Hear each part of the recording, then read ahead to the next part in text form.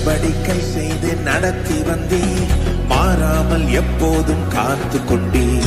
உடன்படிக்கை செய்து நடத்தி வந்தீர், மாறாமல் எப்போதும். வார்த்தையினா நீ சொன்னதல்ல